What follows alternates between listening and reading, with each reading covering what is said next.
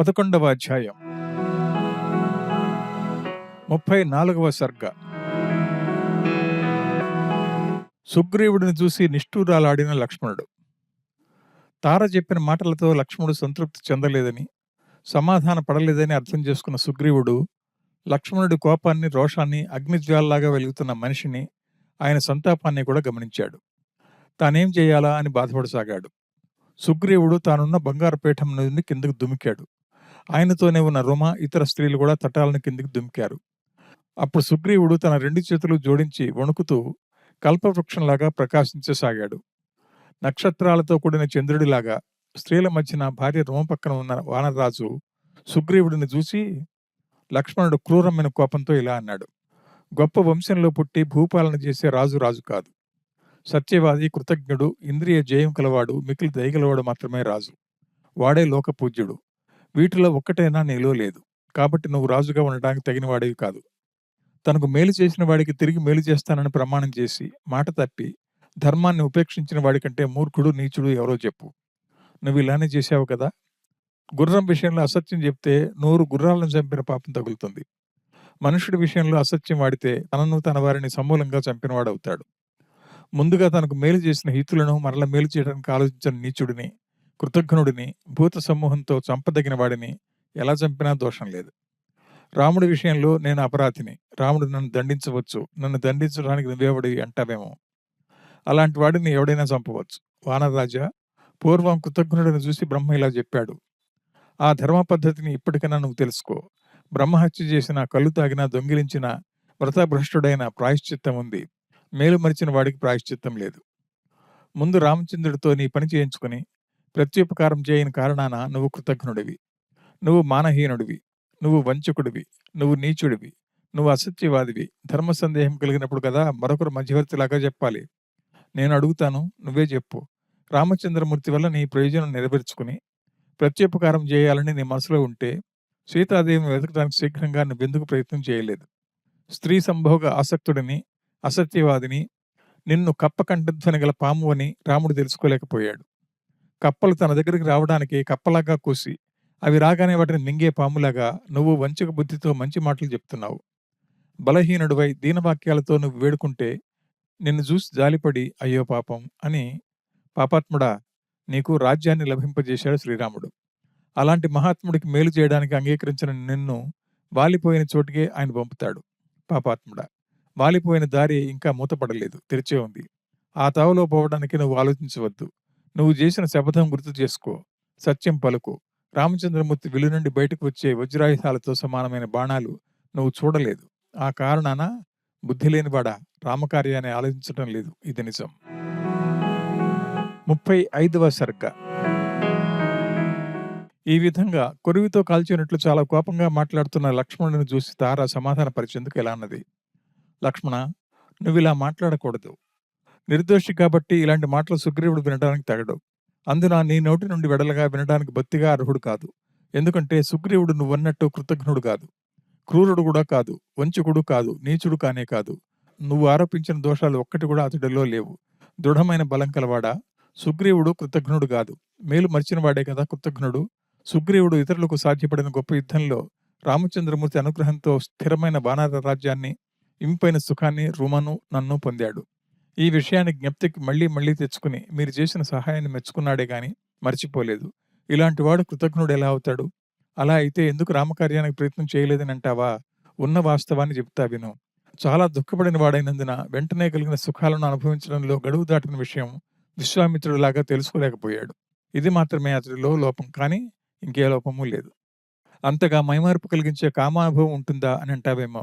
మీ గురువైన విశ్వామిత్రుడు ఘృతాచికి కామవశుడై చిక్కి ఎంత ధర్మాత్ముడై ఉండి కూడా 10 సంవత్సరాలు ఒక రోజుగా భావించి సంధ్యాది నిత్యకృత్యాలు మానలేదా? అంతకంటే సుగ్రీవుడు గొప్పవాడా, జితేంద్రుడా, ధర్మనిష్ట గలవాడా? భయంకర తపశ్శాలైన విశ్వామిత్రుడు అంతటి వాడే కామవశుడే కాలం మర్చిపోయి నిత్యకృత్యాలను మర్చిపోయాడు. లక్ష్మణ, ఇక పామరుల గురించి ఏమని చెప్పాలి? సత్పురుషులు పొగిడే సదాచారం కల లక్ష్మణ, దేహ స్వభావ గుణం వదలడం సాధ్యం కాదు. అందులోనూ కామం మీద మనసు పెట్టుకున్నవాడు తృప్తి లేకపోవటం వల్ల కాలం తెలుసుకోలేకపోయాడు. ఇది తప్పే, క్షమించు. నీకు కనిపించింది అంత మాత్రమే, వాస్తవం నీకు తెలియదు. నువ్వు సుగ్రీవుడు దోషి అంటుంటే నేనెందుకు వాదించాలి అని దోషం అంగీకరించాను. కానీ నువ్వు వాస్తవం తెలుసుకోకుండా మూఢుడిలాగా కోపం తెచ్చుకోకూడదు. వాస్తవం ఏమిటి అంటావా? చెప్తా విను. పరమ దయాశాలి సుగ్రీవుడు రామచంద్రుడి కార్యార్థమై నన్ను కాని, రుమను కాని, ధనధాన్యాదులు కాని, బంగారం కాని, తన కపిరాజ్యాన్ని కాని, మరేదైనా గాని వదిలిపెట్టదాలని నా అభిప్రాయం. ఆ కార్యం అంటే అంత ఆసక్తి గలవాడు. లక్ష్మణ, సుగ్రీవుడు తాను చేసిన ప్రమాణం ప్రకారం యుద్ధంలో రావణుడిని చంపి రామచంద్రుడితో సీతను కలపగలడు. 10 రోజులు ఆలస్యమైనంత మాత్రాన ఆదరాబాదరాగా పరిగెత్తుకుని వచ్చావే, నీకెందుకు సందేహం కలిగింది? సుగ్రీవుడు ఒంటరిగా వచ్చి మీ ఎదురుగా కూర్చుంటే కలిగే ఫలితం ఏమిటి? లంకలో 1,00,000 కోట్ల పైన 10 కోట్ల 3,60,000 రాక్షసులు ఉన్నారని, వారందరినీ చంపేదాకా రావణుడిని చంపడం సాధ్యం కాదని, సహాయం లేకుండా సుగ్రీవుడు ఒక్కడే రావణాసురుడిని ఎలా చంపగలడని వాస్తవం తెలిసిన వాలి నాతో చెప్పాడు. నాకెప్పుడు వాలి చెప్పాడంటావా? అలా చెప్పడానికి కారణం ఏమిటంటావా? మీరు రావణవధ నిమిత్తమై సుగ్రీవుడితో స్నేహం చేశారని వేగుల వాళ్ళు వాలికి చెప్పారు. అంగదుడు నాతో చెప్పాడు. వాలి సుగ్రీవుడితో యుద్ధానికి పోయే ముందర నాతో ఈ విషయం చెప్పాడు. యుద్ధంలో మీకు సహాయం చేయడానికి వానర సమూహాలను ఇక్కడికి రమ్మని ఇంతకుముందే సుగ్రీవుడు ఆజ్ఞాపించాడు. ఆ గడువు నేటితో ముగుస్తున్నది. తగిన తోడు లేకుండా యుద్ధానికి పోయి ప్రయోజనం లేదని భావించిన సుగ్రీవుడు తనకు తోడు తీసుకుని రామకార్యం సాధించాలని ఇంతదాకా బయలుదేరలేదు. ఈ ఒక్క రోజు నువ్విక్కడ ఉంటే నూర్ల కొలది కొండముచ్చులు, ఎలుగులు, కోతులు, మహాబల పరాక్రమ సంపన్నులు కోట్ల మంది నీ సేవ చేయగల వారిని చూస్తావు. నువ్వు ఏ దోషం సుగ్రీవుడిలో ఉందని ఆరోపించావో ఆ దోషం ఆయనలో లేదు. కాబట్టి పురుషశ్రేష్ఠ, కోపం చాలించు. నిన్ను చూసి సుగ్రీవుడు, ఆయన తోటి స్త్రీలు భయపడుతున్నారు. వారే ఎందుకు, మాకు కూడా పూర్వస్థితి రాలేదు. కాబట్టి సుగ్రీవుడి మీద మునుపటి ప్రేమ కలిగి ఉండు. ప్రీతిగా అతడి భయం పోగొట్టు. 36వ సర్గ. ఇలా తార చెప్పగా మెత్తటి స్వభావం గల లక్ష్మణుడు ఆమె చెప్పిన ధర్మంతో కూడిన మాటలకు తన తీవ్రమైన కోపాన్ని వదిలాడు. అది చూసిన సుగ్రీవుడు లక్ష్మణుడంటే భయాన్ని వదిలాడు. తన మెడలో వాలి ఇచ్చిన బంగారు మాలను తీసివేసి అణకువతో ఇలా అన్నాడు. లక్ష్మణ, పూర్వం పోయిన వానర రాజ్యం, సంపద, కీర్తి ఇవన్నీ రామచంద్రమూర్తి దయ వల్ల మళ్ళీ నాకు లభించాయి. ఇది సత్యం. అంతటి పరాక్రమ సంపద గలవాడికి, స్వకార్యంతో దిక్కులంతటా వ్యాపించిన కీర్తిగల అంతటి వాడికి ఎవడు అపకారం చేయగలడు? రామచంద్రమూర్తి సీతను మళ్ళీ పొందగలడు. దానికోసం దుష్టుడైన రావణుని చంపగలడు. సందేహం లేదు. అయినప్పటికీ నేను నిమిత్త మాత్రంగా సహాయం చేస్తాను. నా సహాయం లేకపోతే ఆయన తన కార్యం చేసుకోలేడని నా అభిప్రాయం కాదు. 7 చెట్లను, భూమిని, కొండను ఒక్క బాణంతో చీల్చిన మహాబలశాలకి ఇతరుల సహాయంతో పని లేదు. ధనస్సు పూని అల్లితాడు మీటినంత మాత్రానే ఆ ఠంకారానికే బిరుసు జేడి కొండలలో సహా భూమి గడగడలాడుతుంది. అంతటి గొప్పవాడికి ఇతరుల సహాయం కావాలా? విరోధి అయిన రావణాసురుడిని గొప్ప సైన్యంతో సహా వెళ్లి చంపబోయే రామచంద్రమూర్తి వెంటబోవడానికి ఇప్పుడే సిద్ధంగా ఉన్నాను. నా మాట దక్కించుకోవడానికి నేను వస్తున్నానే తప్ప ఆయన చేయలేని పని నేను చేయగల శక్తి కలవాడినని కాదు. నాకు గల చనువు వల్లో, ప్రేమ వల్లో ఈ మీ దాసుడు కొంచెం తప్పు చేసినా క్షమించదగ్గవాడినే గాని దండించదగ్గవాడిని కాదు. ఎందుకంటే లోకంలో తప్పు చేయని వాడెవడు? అందరినీ దండించడం అంటే ఇక మీరు రక్షించేది ఎవరిని? తనతో ఇలా చెప్తున్న సుగ్రీవుడిని చూసి సంతుష్టుడైన లక్ష్మణుడు అన్నాడు ఈ విధంగా. సుగ్రీవ, నువ్వు వినయం గలవాడివి. నీ మనశ్శుద్ధి, నీ చక్కటి నడవడి, నీ ప్రభావం చూడగా నువ్వు వానర లక్ష్మణ అనుభవించదగిన వాడివే అనడంలో సందేహం లేదు. నీ సహాయంతో రామచంద్రమూర్తి రావణుడిని యుద్ధంలో చంపగలడు. ధర్మంతో కూడిన గుణాలు కలవాడా, కృతజ్ఞుడా, జయశీలి, నువ్వు చెప్పింది చక్కగా ఉంది. కార్యసాధనకు గొప్ప శక్తి కలిగి ఉన్నా తన దోషం ఇది అని తెలుసుకుని ఆ దోషం తమలో ఉన్నదని అంగీకరించగల వారిద్దరే ఉన్నారు. ఒకడు మా అన్న రామచంద్రమూర్తి, మరొకరు సుగ్రీవ, నువ్వే. చాలా మంది తమ దోషాలను తాము తెలుసుకోలేరు. ఎవడైనా తెలుసుకున్నా ఆ విషయాన్ని బయట పెట్టక తాను నిర్దోషి అని అంటాడు. ఇది సామాన్య జన స్వభావం. సుగ్రీవ, శౌర్యంలో, పరాక్రమంలో, సాహసంలో నువ్వు రామచంద్రమూర్తికి సమానుడివి. దైవవశాత్తు మీ ఇద్దరికీ స్నేహం కుదిరింది. ఇక పోదాంలే. భార్య వియోగ దుఃఖంలో బాధపడే రామచంద్రమూర్తిని సమాధానపరచు. ఎప్పుడూ ఎవరిని పరుషం మాట్లాడని రాముడు దుఃఖంలో అన్న మాటలు విని సహించలేక నేను దూషించాను. 37వ సర్గ. లక్ష్మణుడు ఇలా చెప్పగా విన్న సుగ్రీవుడు తన సమీపంలో ఉన్న హనుమంతుడితో అన్నాడు ఈ విధంగా.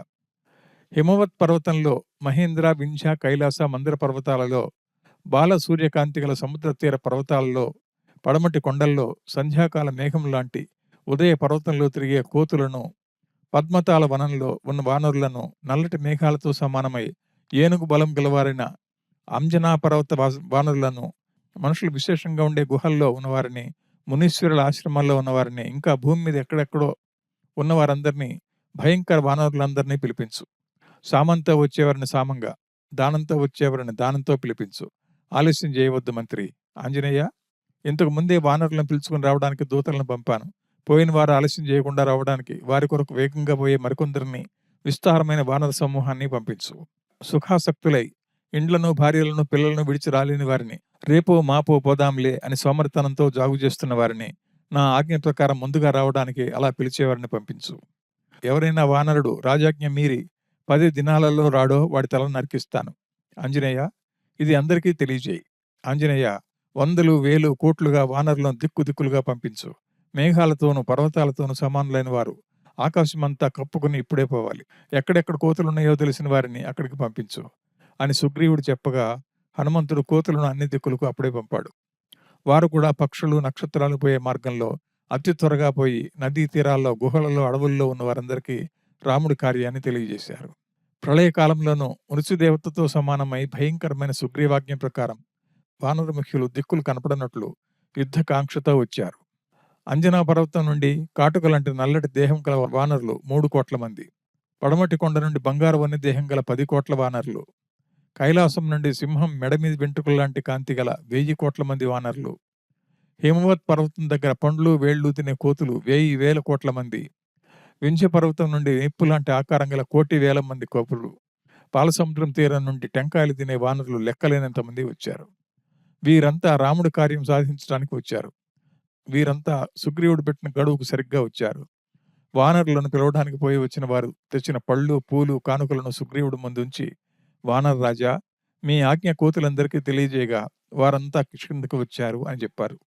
సుగ్రీవుడు చాలా సంతోషించి వారి కానుకలను స్వీకరించి వారందరినీ ఇళ్లకు పొమ్మని ఆజ్ఞాపించాడు. 38వ సర్గ.